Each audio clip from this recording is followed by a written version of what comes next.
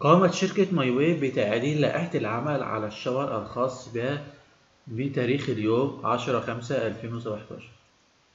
لائحة الشاور الجديدة من شركة ماي واي بيتم على العمل عليها من اليوم لده من اليوم بتاريخ 10/5/2017 الخاص بشركة ماي واي مصر فقط.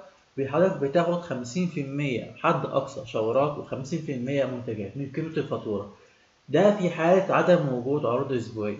طيب أنا لو عايز عرض أسبوعي إيه اللي بيتم عن طريق كده؟ حضرتك بتاخد تلت الفاتورة شاور وتلت الفاتورة عرض أسبوعي وتلت الفاتورة منتجات.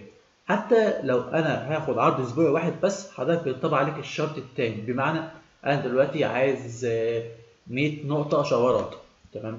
أنا باخد 100 نقطة شاورات و100 نقطة منتجات تانية ما يكونش فيها شاورات.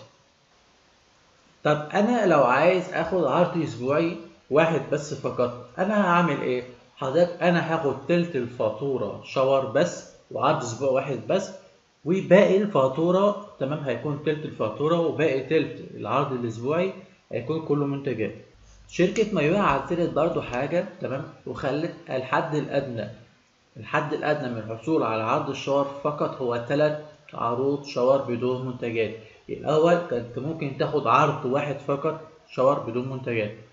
بالقرار ده وباللائحة دي شركة مايوي مصر لغت اللائحة الصادرة في آخر إبريل، وكذلك برضه اللائحة الصادرة في أول مايو، وبتبدأ ترجع للائحة الأساسية بالإضافة وتعديل عليها إن هو أنت تقدر تاخد 3 عروض شاور فقط بدون منتجات بدل عرض واحد بس شاور بدون منتجات.